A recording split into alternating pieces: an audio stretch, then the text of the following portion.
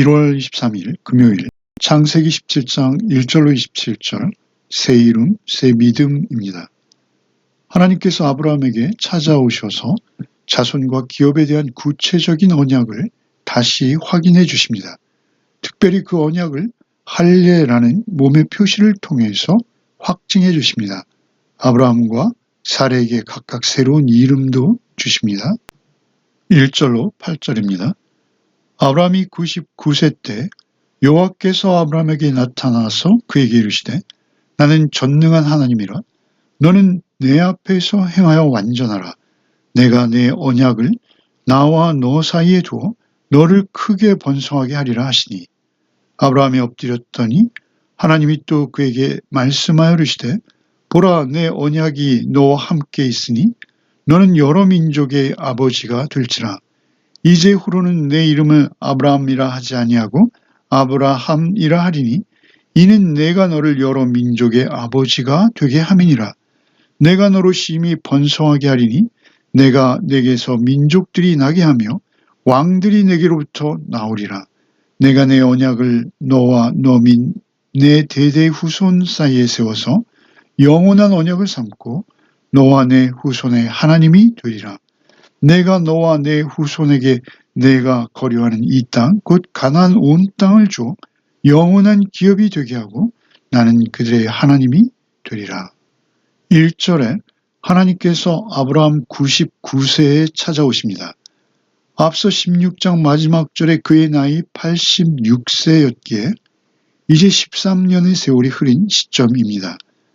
인간의 시간으로는 이미 약속의 기한이 지났다고 느낄 때 나는 전능한 하나님이라는 선언을 하시며 찾아오십니다. 전능한 하나님, 엘샤다이. 특별히 이 이름을 언급하신 이유는 한계와 불가능을 초월하시는 분이라는 강력한 선포입니다. 아브라함은 100세, 사라는 90세가 되었음에도 전능하신 하나님께서는 그들의 자손을 통해 여러 민족의 아버지가 되게 하실 수 있다라는 것을 아브라함이 믿어야 합니다. 우리가 할 수 있을 때가 아니라 우리가 더 이상 아무것도 할 수 없을 때, 그때 비로소 하나님은 하나님이 되십니다. 2절에 너는 내 앞에서 행히 완전하라 하십니다. 여기서의 완전함은 도덕적 무결점이 아니라 하나님 앞에서 코람되어 곧 하나님만을 전적으로 의지하는 상태입니다. 행이 완전한 것은 두 마음으로 나뉘지 않고 하나님 한 분만을 의지하는 것입니다. 하나님께서는 아브라함의 이름을 아브라함, 곧 열방의 아비로 바꾸십니다. 내 후손으로 여러 왕들이 태어날 것이다 말씀하십니다. 그 말씀대로 이스라엘에는 여러 왕들이 있었고 결국 만왕의 왕이신 예수 그리스도께서 그의 후손으로 오십니다. 메시아 왕국으로 이어질 것을 약속하시는 온 민족과 열국에 대한 구속사적 언약입니다. 1절로 8절에는 언약이라는 단어가 4번이나 반복 기록됩니다. 영원한 언약으로 하나님께서는 아브라함과 그 후손의 하나님이 되십니다. 가나안 땅도 영원한 기업으로 주실 것을 다시 언약하십니다. 모든 언약은 하나님의 일방적인 선언이지 인간의 계약이 아닙니다. 이름을 바꿔주셨듯 전능하신 하나님께서는 그 존재를 새롭게 하십니다. 언약 안에서 새롭게 하시고 하나님과 새로운 관계를 맺어주십니다. 인간적 수단은 무의로 만드시고 오직 하나님 앞에 설 것을 요구하십니다.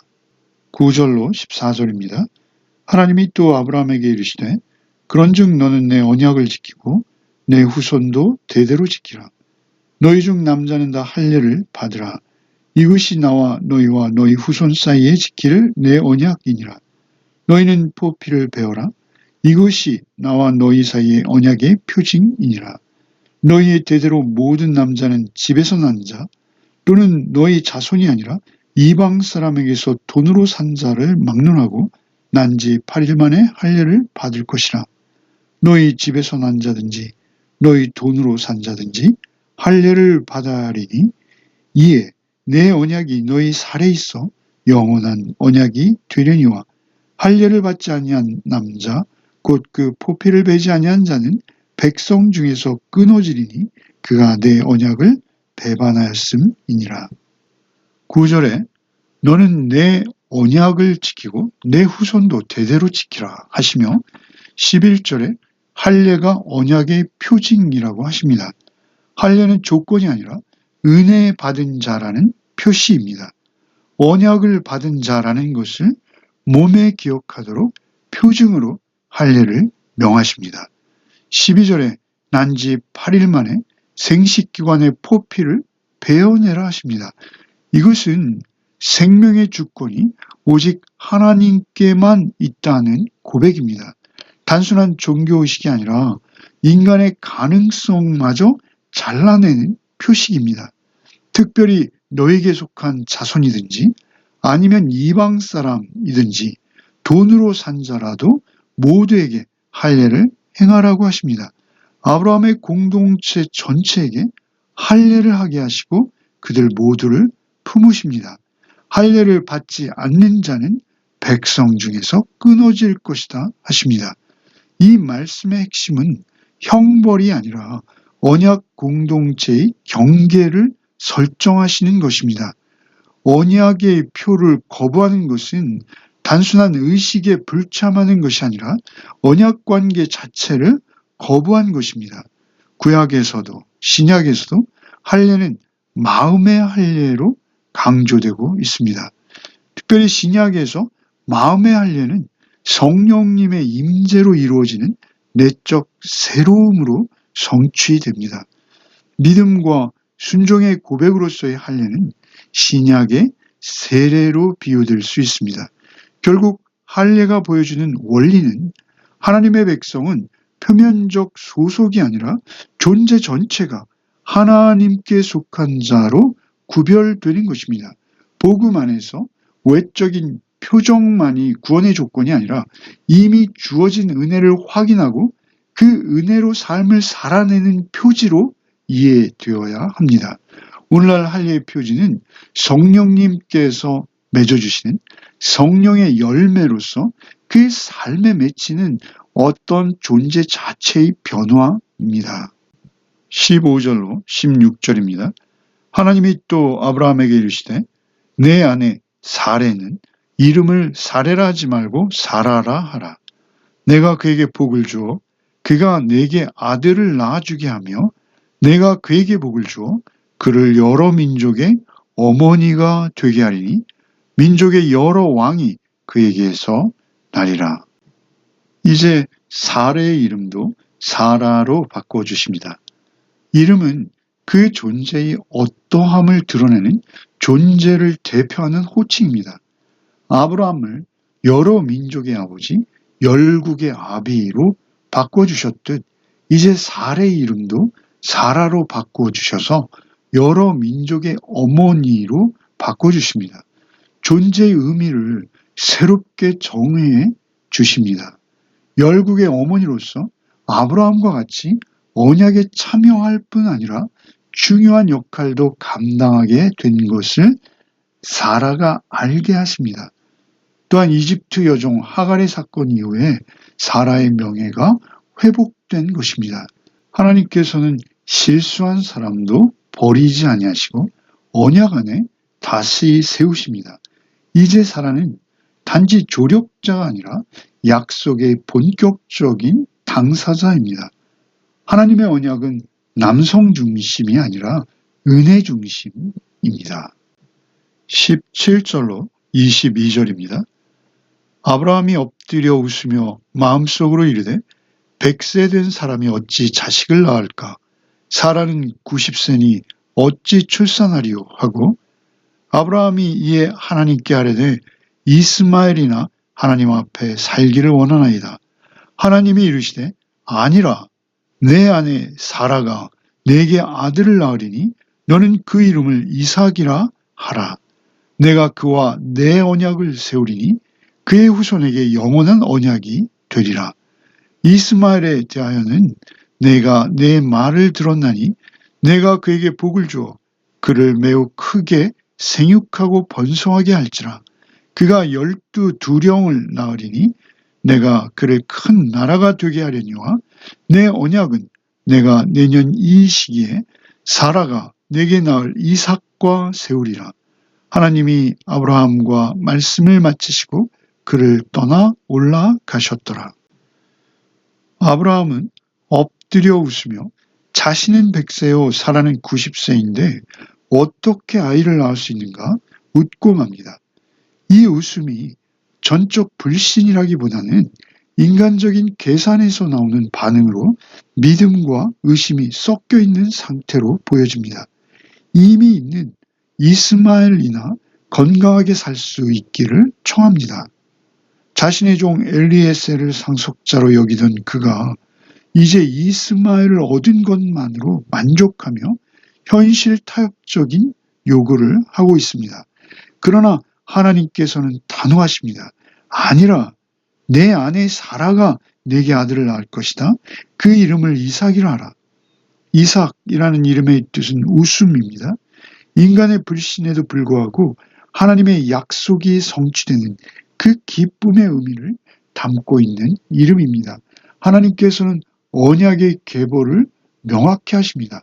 이스마엘에게도 복을 주셔서 번성하게 할 것이지만 언약의 계보는 이삭에게로만 이어져 구속사를 완성하실 것에 대해서 단호하십니다. 말씀을 마치시자 그를 떠나 올라가십니다. 인간의 연약함과 그 불가능 위에 하나님께서 일방적으로 주어주시는 은혜의 언약입니다. 하나님께서는 우리가 만든 이스마엘과 같은 대안을 완전히 버리지 않으시고 은혜로 돌보시지만 언약과 구속사의 중심은 오직 하나님께서 정하신 언약대로만 이루어진다라는 것을 우리에게 알려주는 본문입니다. 23절로 27절입니다. 이에 아브라함이 하나님이 자기에게 말씀하신 대로 이날에 그 아들 이스마엘과 집에서 태어난 모든 자와 돈으로 산 모든 자, 곧 아브라함의 집 사람 중 모든 남자를 데려다가 그 포피를 베었으니 아브라함이 그의 포피를 벤 때는 99세였고 그의 아들 이스마엘이 그의 포피를 벤 때는 13세였더라. 그날에 아브라함과 그의 아들 이스마엘이 할례를 받았고 그 집의 모든 남자 곧 그 집에서 태어난 자와 돈으로 이방 사람에게서 사온 자가 그와 함께 할례를 받았더라. 언약의 말씀을 들은 아브라함은 즉각적이며 철저하게 순종합니다. 말씀을 받은 그날 자신과 이스마엘, 집에서 난 자와 돈으로 산 자, 집의 모든 남자를 데려다가 할례를 행합니다. 지체하거나 변명하거나 조건을 달지 않습니다. 고통스러워도 모두가 한결같이 순종합니다. 믿음은 생각이 아니라 결단입니다. 그렇다고 순종이 언약의 조건이 될 수는 없습니다. 순종은 언약을 신뢰한다는 증거입니다. 결국 창세기 17장은 아브라함과 사라 그리고 그 집안의 식솔 모두가 하나님과 언약을 새롭게 한 것입니다. 피 흘림이 없는 언약은 없습니다. 아브라함의 할례는 그리스도의 십자가를 예표하는 그림자입니다. 우리는 십자가를 믿어 세례를 받고 전혀 새로운 생명으로 존재로 거듭나는 것입니다. 언약 안에서 하나님과 새로운 관계를 맺고 우리는 오늘 하루를 살아갑니다. 이제는 성령님 안에서 할례의 표징을 드러내는 자들로 사는 것입니다. 오늘도 성령님께서 주시는 사랑과 희락과 화평과 자비와 양성과 온유와 절제와 같은 표징을 맺는 하루가 되시기를 바랍니다. 기도하겠습니다. 전능하신 하나님, 이제 다 끝났다고 느끼고 있을 그때 여전히 말씀하시며 다시 찾아오시는 하나님을 묵상하게 하시니 감사를 드립니다. 아브라함의 나이 99에 나는 전능한 하나님이다 선언하시는 그 주의 음성이 오늘 우리의 심령에도 들리게 하여 주시옵소서. 우리가 할 수 없을 때에도 오직 전능하신 하나님만 의지하는 믿음과 은혜를 주시옵소서. 주님, 언약의 표로 할례를 명하셨듯 오늘 우리에게도 성령으로 마음의 할례를 행하여 주시옵소서. 겉모양의 신앙이 아니라 존재 전체가 주님께 속한 자로 살게 하여 주시옵소서. 마음의 할례를 받고 이제 오늘도 십자가의 피로 새 언약 안에 들어온 자로서 성령 안에서 사랑과 희락과 화평의 열매를 맺으며 언약 백성답게 하루를 살게 하여 주시옵소서. 오늘도 오직 새 이름 받은 자답게 새 믿음으로 새 생명으로 살게 하여 주시옵소서.